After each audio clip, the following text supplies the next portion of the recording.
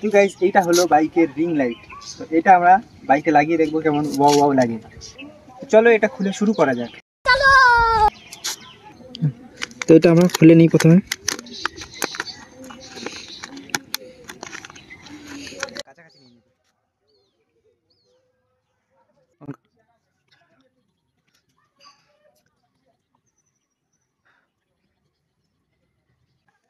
এবার সামনে লাগাবো।